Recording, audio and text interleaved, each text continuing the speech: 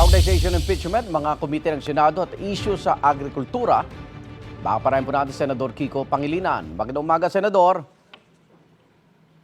Ay, magandang umaga sa iyo, Igan, at sa mga nakikinig at nanonood. Magandang umaga. Good morning. Salamat po. Unahin ko lang po itong mga nagtaka. Bakit daw kayo umanib ni Senador Bam Aquino sa majority, gayon nung kampanya, kasama nyo si minority leader dati na si Senador Risa Ontiveros? Well, nagkaroon kami ng pag-uusap ni na Senator Risa after the election. So, hindi totoong iniwanan namin siya. Okay. O kaya may tampuhan o may betrayal. Pinaliwanag namin na may mga options at siyempre, ang kaibahan namin, sabi ko, ang difference is si Senator Risa hindi umikot at nangampanya bilang kandidato itong 2025. Yun ang kaibahan. Kami ay umikot, nangako ng ilang mga kinakailangan gawin, pababain ang presyo ng bigas, halimbawa, at palakasin ng agrikultura. Kaya minabuti namin para maipatupad ang ating mga pinangako ay mabigyan nitong pagkakataon through the chairmanship of the Committee on Agriculture. May mga ilang gustong maging chairman ng Agri Committee at sa aking palagay, malubha ang problema ng pagkain ngayon daing ng ating mga magsasaka at mangingisda na suporta. Yung palay ay binibenta na lang ng 5 piso kada kilo. Maraming problema na kinakailangan sa palagay ko. I have the qualification dahil ang experience ko ay hindi lang sa legislation kung hindi pati sa executive department bilang Food Security Secretary. So, yun ang ilang mga binalangkas namin. Pero right now, may mga common resolutions na kami ni Senator Risa tungkol sa impeachment. Meron kaming concern tungkol dito sa open BICAM na dapat talaga suportahan. And we have signed, co-signed a number of resolutions and together, no? So hindi talaga masasabing iniwan natin sila. In fact, magkasama kami sa ilang mga issue at yun naman dapat sa Senado. Pagka issue ang pinag-usapan, makakatiyak sila na maninindigan tayo. At malamang sa hindi, we will probably be on the same side of many issues with Senator Risa. Okay, bilang chairman po ng Committee on Agriculture, talagang malaking problema ang presyo ng mga bilihin. Yung 20 pesos sa bigas, anong plano ng committee ninyo? Well, unang-una, naghain na tayo no, ng gusto nating rebisahin ang rice tariffication law.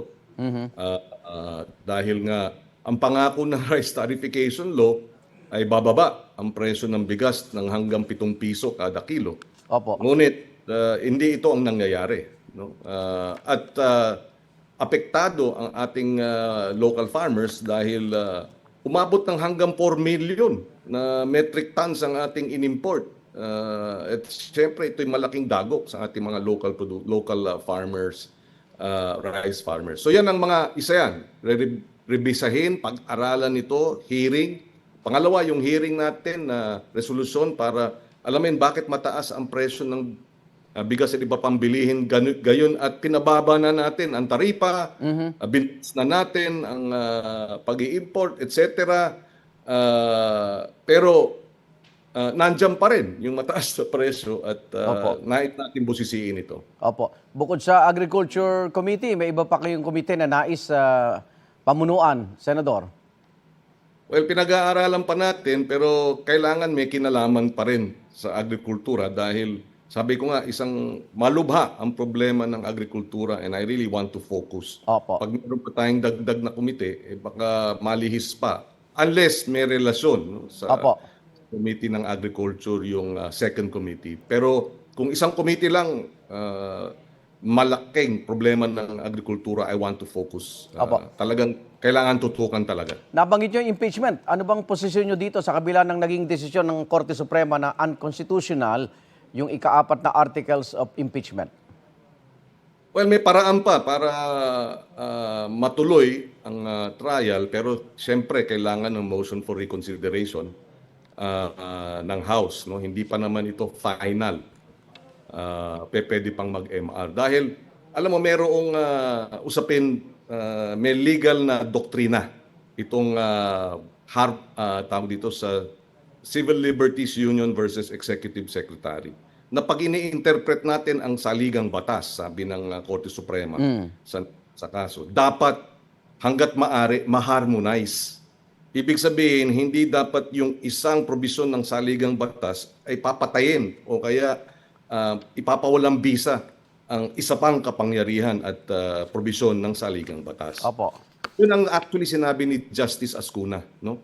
Maaring mag-MR, i-point out yung ilang mga basehan, at pagka pinayagan ng Korte Suprema at baguhin niya ang kanyang desisyon, ang mangyayari diyan, nirespeto natin ang kapangyarihan ng konstitusyon ng Supreme Court sa saligang batas na judicial review. Nirespeto natin ang kapangyarihan ng House upang sole exclusive power to initiate ang impeachment, at syempre yung sole power to try and decide cases ng Supreme Court ng Senado. So tatlong power 'yan. Pag nag-reconsideration at pumayag ang Supreme Court, magkakaroon ng valid and binding effect yung tatlong probisyon ng saligang batas. Apo. Na dapat ideally ganyan para walang constitutional crisis. Okay, balikan natin yung SONA. Satisfied ba kayo sa bahagi ng agrikultura, yung paghabol sa mga hoarders, smuggler ni Pangulong Bongbong Marcos? Well, tayo ay sang-ayon tayo, no? Dahil inunan niya. Yun, malaking bagay yun. Inunan niya ang agrikultura sa kanyang SONA. Ibig sabihin, makikita mo yung priority niya. Pero kinakailangan talaga, ang naging karanasan ko sa executive department, pag hindi mo tinutukan ng husto, yung mga bitiw na salita, baka magkalimutan. Di ba? So tutulong tayo in that regard dahil sabi niya, habulin ang mga smuggler, habulin itong mga hoarder, sampahan ng kaso. We can do oversight. Paimbestigahan natin bakit mataas ang presyo ng pagkain dahil nariyan ang nag-hoard. Nariyan yung mga importation na sinasamantala. Nagtataka nga ako, Igan 2016 pa ata, 2016, yung itong economic sabotage, ang smuggling pag 10 million. Oo. Bob, mula pa noong 2016 hanggang ngayon, at non-bailable, Oo. hanggang ngayon wala pang nakukulong na smuggler Bakit? Di ba? Tapos pagka binasa mo yung dyaryo, makikita mo yung mga nire-report na nakumpiska, 9.7 million, 4 million, Aha. 8, walang 10 million. Sabi ko, teka muna, kala ko ba... Parang sadya. Oo. So, yun ang gusto natin busisiin. At babalikan ko, maraming target si Presidente, pero ang experience ko sa Executive Department bilang Food Security Secretary, kailangan tutukan ito para mangyari. Otherwise, baka sa dami ng ginagawa, baka magkalimutan. So, tutulong tayo sa pagtutok. Ang isang dapat sana niya sinabi, dahil nga ang daing ng ating mga magsasaka, lalo na ang presyo ng palay, 5 piso na lang, 1 kilo binibili. Tapos tamaan pa ang mga magsasaka ng bagyo.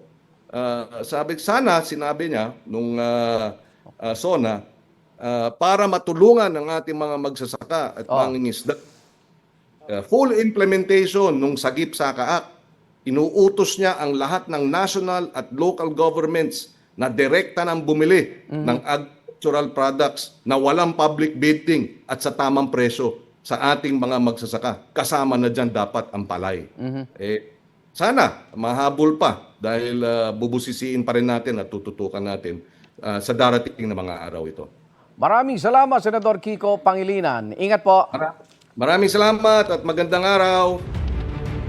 Igan, mauna ka sa mga balita, mag-subscribe na sa GMA Integrated News sa YouTube para sa iba't ibang ulat sa ating bansa.